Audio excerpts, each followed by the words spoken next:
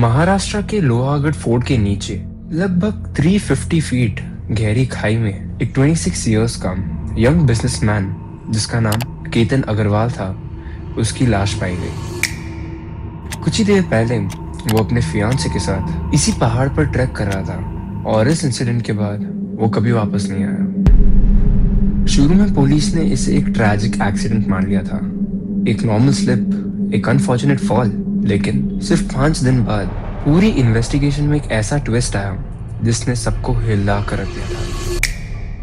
अब सवाल ये नहीं था कि केतन अग्रवाल गिरा कैसे, सवाल ये था कि उसे ऊपर से धक्का क्यों मारा गया, और धक्का भी उसने अपनी फियांसे ने क्यों मारा। पुलिस का ये दावा था कि ये सडन गुस्सा नहीं था, लेकिन ये एक ऐसी साजिश थी जो कई हफ्तों से प्लान की जा रही थी। एक कैंसल्ड बाली ट्रिप, मिस्टीरियसली केतन अग्रवाल का पासपोर्ट का गायब होना, और एक ऐसा हिडन लव ट्रायंगल जिसने उदयपुर के एक रॉयल वेडिंग को देश की सबसे बड़ा मर्डर इन्वेस्टिगेशन में बदल दिया।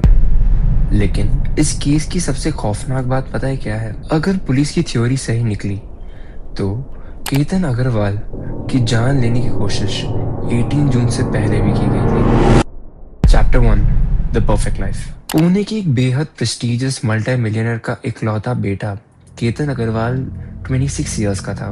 उसने अपनी पढ़ाई फॉरेन में कंप्लीट करके वो अब अपने फैमिली बिजनेस में एक डायरेक्टर के रूप में एक सक्सेसफुल लाइफ जी रहा था। मीडिया रिपोर्ट्स और रिश्तेदारों की माने तो केतन अग्रवाल काफी इंटेलिजेंट, हम्बल और एक जेनरस आदमी था। नवंबर 2026 में केतन अग्रवाल की शादी होने वाली थी, और ये कोई आम शादी नहीं थी। मल्टी डे सेलिब्रेशन प्लान हो चुकी थी।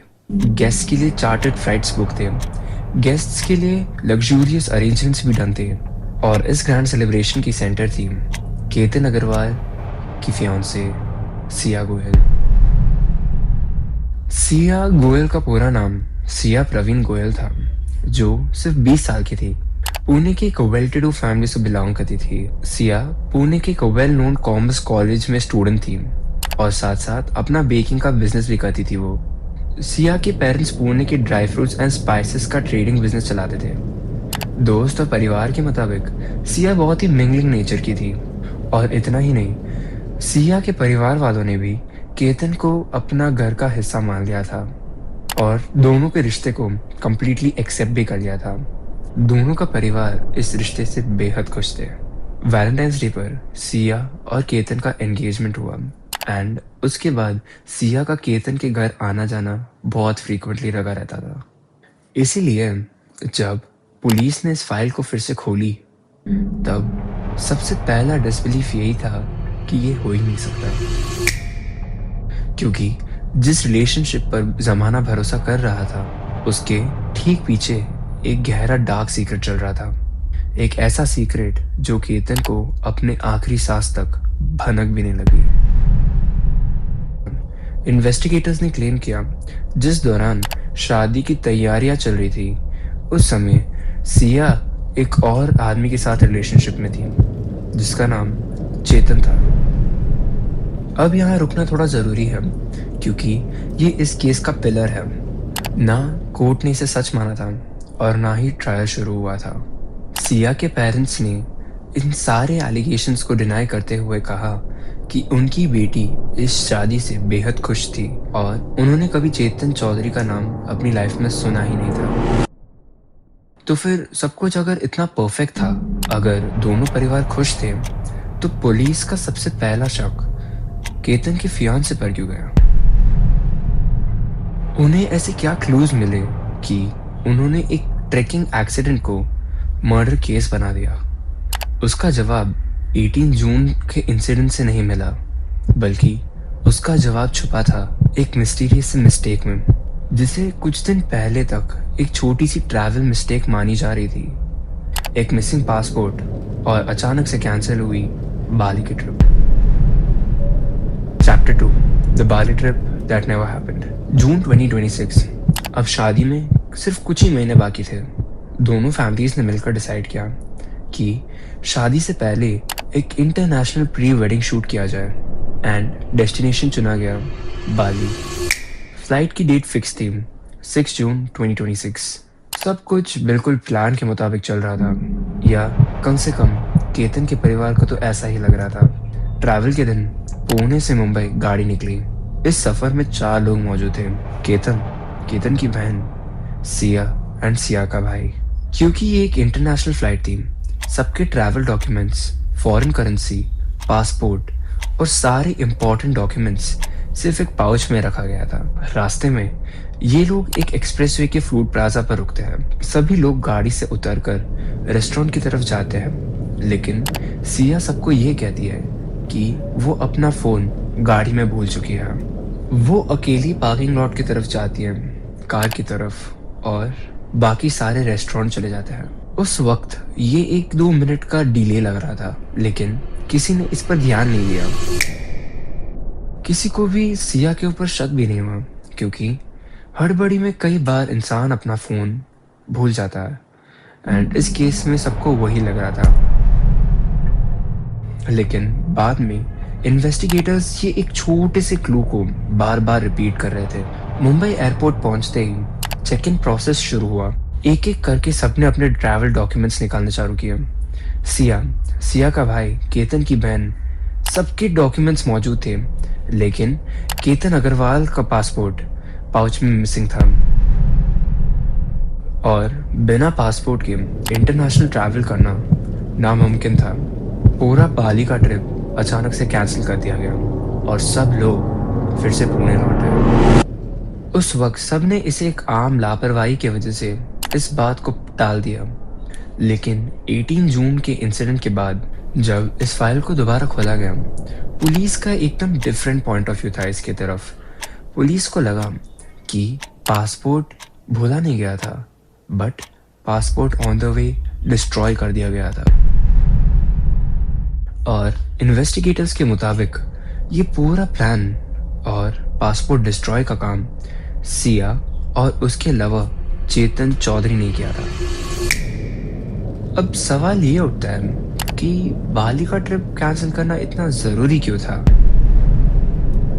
पुलिस की इन्वेस्टिगेशन टीम ने इसके लिए 2 बड़े रीजंस बताए। पहला रीजन, अगर केतन बाली चला जाता तो वो हर वक्त अपने फैमिली के बीच, फोटोग्राफर्स के बीच बिजी रहता। ऐसे सिक्योर एनवायरनमेंट में एक बड़े हादसे को अंजाम देना नामुमकिन था। और दूसरा रीजन, जो पुलिस के एलिगेशंस है कि चेतन चौधरी सिया के लिए बहुत पॉसेसिव था। वो नहीं चाहता था कि सिया और केतन एक इंटरनेशनल रोमांटिक ट्रिप पर जाए। इसी जलन और पॉसेसिवनेस की वजह से एयरपोर्ट पहुंचने से पहले ही इस प्लान को एग्जीक्यूट कर दिया गया था। अगर ये थ्योरी सही है तो बाली का ट्रिप कैंसिल होना एक किस्मत का खेल नहीं था, बट एक सोची समझी साजिश थी। और जैसे ही बाली का रास्ता बंद हुआ, इस कॉन्स्पिरेसी का रास्ता एक बिल्कुल नई जगह खुल गया। एक ऐसी जगह जहां मौत का गहरा गड्ढा आंखों से नजर आता है, लोहागढ़ फोर्ट। और पुलिस के पास एक ऐसा सबूत था जो कंफर्म करता है कि 18 जून का विजिट केतन और सिया का पहला विजिट नहीं था। Chapter 3, the first fall. Lohagarh fort की ऊंची दीवारों को देखकर इन्वेस्टिगेटर्स के सामने एक बहुत बड़ा सवाल था। क्या 18 जून का इंसिडेंट एक्चुअल में एक एक्सीडेंट था, एक किस्मत का खेल था, या फिर एक प्री डिटरमाइंड मर्डर था? ये फाइंड आउट करने के लिए इन्वेस्टिगेटर्स ने mobile phone locations, CCTV footages and digital footprints को एक साथ जोड़ना शुरू किया। और जैसे जैसे डॉट्स कनेक्ट हुए, एक ऐसा पैटर्न नजर आ गया था जिसने पुलिस के होश उड़ा दिए थे। पैटर्न यही बता रहा था कि 18 जून से पहले भी केतन और सिया 1-2 बार इस फोर्ट को ऑलरेडी विजिट कर चुके हैं। लेकिन क्यों कोई एक जगह बार बार विजिट करना चाहेगा? क्या उस पिछली विजिट में कुछ अजीब हुआ था, या वो सिर्फ नेचर को एंजॉय करने आ रहे थे? यहीं पे सामने आता है इस केस का सबने खौफनाक मोड़। पुलिस का डाउट है कि फेटल इंसिडेंट से पहले भी केतन को इस क्लिफ से गिराने की कोशिश की गई थी। पुलिस के इस एलिज फर्स्ट अटेम्प्ट में कंफ्यूजन काफी ज्यादा है डेट को लेकर। कुछ पुलिस ब्रीफिंग्स में इसे 31 मई बताया गया, तो कुछ रिपोर्ट्स और परिवार के माने तो इसे 14 जून माना गया, लेकिन डेट चाहे जो भी हो, उस दिन जो कहानी के बैकग्राउंड में चल रहा था वो सबको हैरान करने वाला था। रिकंस्ट्रक्शन के मुताबिक केतन और सिया फोर्ट की एक आइसोलेटेड और लेस पॉपुलेशन वाले जगह पर चले गए। एलिजेडली सिया ने पीछे से केतन को जोर से धक्का मारा था, लेकिन उस दिन किस्मत केतन के साथ थी। वो सीधा 350 फीट नीचे पत्थर पर गिरने के बजाय वहां के घनी झाड़ियों और वेजिटेशन के कोई ट्रंक में अटक गया। उसे चोटें आई, मगर उसकी जान बच गई। सोचिए, अगर इन्वेस्टिगेटर्स की बात सही है तो साजिश का पर्दा वहीं फाश हो सकता था। लेकिन उसके बाद सिया ने जो किया, उसने केतन के दिमाग का वो शक मिटा दिया था। गिरे हुए केतन के पास आकर सिया ने एक्सप्लेनेशन दिया कि उसने वहां पास में एक जहरीला सा सांप देखा था और केतन को उस सांप से बचाने के लिए उसका पहला इंस्टिंक्ट यही था कि उसने उसे धक्का दे दिया। और केतन वो अपनी होने वाली वाइफ पर आंख बंद कर भरोसा करता था। मीडिया रिपोर्ट्स के मुताबिक केतन ने इसे सच मान लिया था और फैमिली और फ्रेंड्स को ये कहा कि ट्रैकिंग के दौरान एक छोटा सा हादसा हो गया था उनके साथ। पब्लिक रिकॉर्ड्स में ऐसा कोई एविडेंस नहीं है कि केतन को किसी पर इस बार शक आया हो, लेकिन पुलिस की माने तो साजिश रची जा चुकी थी। जब पहला पुश नाकामयाब रहा तो सिया और अपॉर्चुनिटीज ढूंढने लगी। फिर एक और बार फोर्ट का प्लान बनाया गया, लेकिन वहां भीड़ इतनी ज्यादा थी कि प्लान एग्जीक्यूट करना नामुमकिन था। इसका मतलब ये है 18 जून का जो इंसिडेंट था वो कई फेल्ड अटेम्प्ट्स के बाद आया हुआ एक आखिरी लीथल वार था। लेकिन सवाल ये उठता है कि पुलिस को बैकग्राउंड में चल रहे इस पूरी साजिश का प्रूफ कैसे मिला? कौन सा ऐसा डेटा था या ऐसा प्रूफ था जिसने एक आम एक्सीडेंट को एक cold blooded pre determined murder बना दिया था? उसका जवाब छुपा था उन कॉल रिकॉर्ड्स में, उन लोकेशन में और उन डेटा में और उस मिटाए गए डिजिटल ट्रेल में, जिसे मिटाने की बहुत ज्यादा कोशिश की गई थी। Chapter 4 When the accident stopped making sense। 18 जून 2026 के बाद लोकल्स ने जब पुलिस को बॉडी हैंडओवर की, तब पुलिस ने इसे एक आम एक्सीडेंट की तरह माना था। मॉनसून ट्रैकिंग के दौरान ऐसे हादसे पहले भी हो चुके थे, लेकिन जैसे ही इन्वेस्टिगेटर्स और पुलिस ने बैकग्राउंड रिसर्च की तो छोटी छोटी बातें पुलिस और इन्वेस्टिगेटर्स को इरिटेट और डिस्टर्ब करने लगी। और उनमें से सबसे पहला वार्निंग साइन था सिया के बदलते हुए स्टेटमेंट्स। इनिशियल क्लेम्स के दौरान सिया ने कहा कि केतन क्लिफ के एज पर खड़ा हुआ था और फोटोग्राफ लेते वक्त वो स्लिप होकर नीचे गिर गया। लेकिन कुछ ही घंटों बाद सिया ने अपनी स्टेटमेंट बदल दी। उसने कहा कि केतन फोटोग्राफ लेते वक्त नहीं, मगर सिया को पानी की बोतल पकड़ाते हुए नीचे गिर गया। दोनों स्टेटमेंट्स में काफी डिफरेंस था और जब फॉरेंसिक एक्सपर्ट्स ने क्राइम सीन पर दोबारा इन्वेस्टिगेशन की, तब वहां की फिजिकल सराउंडिंग्स, बिखरी हुई बॉटल्स और फुटवेयर का अलाइनमेंट उन बदलते हुए स्टेटमेंट से मैच नहीं कर रही थी। केतन के परिवार के लिए ये खामोश रहने का वक्त नहीं था। बेटे के अचानक से मौत होने के बाद और बहू के बदलते हुए स्टेटमेंट्स का गैप उन्हें परेशान कर रहा था। उन्होंने पुलिस से रिक्वेस्ट की और पुलिस से कहा कि उनके बेटे का फाइल एक्सीडेंट बोलकर बंद नहीं किया जाए। सवाल अब चारों तरफ घूम रहा था। क्या उस मौत का एक ही आई विटनेस था और क्या वही एक आई विटनेस पूरा सच बोल रहा था या नहीं? डिटेक्टिव्स ने यहीं से हार्डकोर टाइमलाइन रिकंस्ट्रक्ट करने का डिसीजन लिया। मिनट बाय मिनट ट्रैकिंग, कौन किस वक्त एक्टिव था, कौन किस लोकेशन पर किससे बात कर रहा था, और इसी पॉइंट पर सस्पिशियस हार्ड प्रूफ बनना शुरू हुआ। पुलिस ने अचानक से सिया और उसके काफी सारे क्लोज पीपल का फोन सीज कर दिया। कॉल की डिटेल रिकॉर्डिंग्स निकाली गए, लोकेशन हिस्ट्रीज मैप की गई और सबसे इम्पोर्टेंट, एलिजिटली डिलीट किए गए सारे व्हाट्सएप चैट्स फॉरेंसिक डेटा के थ्रू फिर से रिकवर करना शुरू किया गया। पुलिस जानती थी कि इस केस का सबसे बड़ा आई विटनेस कोई इंसान नहीं मगर डिजिटल होने वाला है। और जैसे ही उन डिलीटेड चैट्स का डेटा सर्वर से उनकी स्क्रीन पर क्रैश हुआ, पूरी की पूरी इन्वेस्टिगेशन का दिशा बदल गया। क्योंकि उन्हें सिर्फ चैट्स नहीं मिले, लेकिन एक डिजिटल डील मिली जिसने 18 जून के एक्सीडेंट को एक एक्सीडेंट नहीं बट देश का सबसे बड़ा शॉकिंग ट्रैप प्रूफ बना दिया गया। Chapter 5 the digital trial. जैसे ही साइबर एक्सपर्ट्स ने डिवाइसेस के अंदर स्कैन शुरू किया, उन्हें समझ आ गया था कि डिजिटल फुटप्रिंट कभी झूठ नहीं बोलती। सबसे पहले डेटा सर्वर से एक बहुत ही शॉकिंग चीज बाहर आई। सिया और चेतन के बीच एंगेजमेंट के बाद सिर्फ कैजुअल कांटेक्ट नहीं था, बल्कि हजारों हजारों फोन कॉल्स एक्सचेंज किए गए थे। लेकिन कॉल्स अपने आप में कोई हार्ड प्रूफ नहीं होता है। डिटेक्टिव्स को प्रूफ करने के लिए कोई बड़ा सबूत चाहिए था, और वो सबूत मिला 18 जून के दोपहर में एक फॉल्स लोकेशन फ्रॉड से। इन्वेस्टिगेशन के दौरान चेतन की तरफ एक बहुत ही शॉकिंग चीज रिवील हुई। 18 जून के पूरे दिन चेतन का प्राइमरी फोन अपने शॉप में पूरे दिन एक्टिव था। यहाँ तक कि उसकी फोन पर आने वाले कुछ कॉल्स उसके अपने कोलीग ने रिसीव भी किए, ताकि बाहर की दुनिया को लगे कि चेतन पूरे दिन अपने ऑफिस में ही था उस दिन। लेकिन पुलिस का दावा यह है कि कहानी यही खत्म नहीं होती। इन्वेस्टिगेटर्स ने क्लेम किया कि चेतन एक ऑल्टरनेटिव फोन यूज कर रहा था उस दिन। उस खुफिया फोन के लोकेशन और कॉल लॉग्स बाहर निकाले तो सारी सच्चाई बाहर आ गई। वो फोन किसी शॉप पर नहीं, बल्कि ठीक उसी वक्त उस फोन का लोकेशन लोहागढ़ फोर्ट में क्राइम सीन के आसपास मौजूद था। यही टेक्निकल कोरिलेशन प्रोसिक्यूशन के लिए सबसे बड़ा मेन पिलर बन चुका था।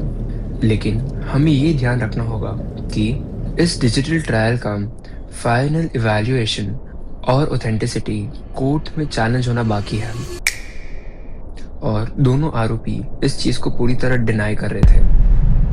तो अब तक की पिक्चर क्या थी? एक cancelled Bali trip, repeated mysterious fort visits, एक फेल्ड फर्स्ट अटेम्प्ट, हजारों फोन कॉल्स। अलग अलग देखने से ये सब एक आम हादसे लगता है, लेकिन जब इन्वेस्टिगेटर्स ने सब कुछ एक टाइमलाइन में बैठाया तो उनके सामने एक cold blooded pre meditated murder का पूरा नक्शा उनके सामने साफ खुल चुका था। लेकिन इस कहानी का सबसे आखिर और सबसे इम्पोर्टेंट सवाल अभी भी अधूरा था। वाई? आखिर मोटिव क्या था मर्डर के पीछे? क्या ये पूरा कांड एक लव ट्रायंगल के लिए किया गया था, या फिर इस रिश्ते के अंदर एक ऐसा साइकोलॉजिकल मैनिपुलेशन चल रहा था जिसे कोई आइडिया नहीं है? जवाब ढूंढने के लिए इन्वेस्टिगेटर्स ने अब सबूतों से आगे निकलकर दोनों के दिमाग की साइकोलॉजी को इन्वेस्टिगेट करना शुरू किया। Chapter 6 the questions that remain unanswered. 23 जून 2026। सिर्फ 5 दिन पहले जिस केस के ऊपर लिखा गया था एक्सीडेंटल डेथ, अब वो ऑफिशियली देश की सबसे बड़ी मर्डर इन्वेस्टिगेशन बन चुकी थी। पुलिस ने एफआईआर में मर्डर एंड क्रिमिनल कॉन्स्पिरेसी के तहत सेक्शन 103 एंड 61 लगाया ऑन द बेसिस ऑफ भारतीय न्याय सिस्टम, और सिया और चेतन को गिरफ्तार कर दिया गया। सिया और चेतन के अरेस्ट के साथ ये केस एक मैसिव पब्लिक डिबेट में बदल गया।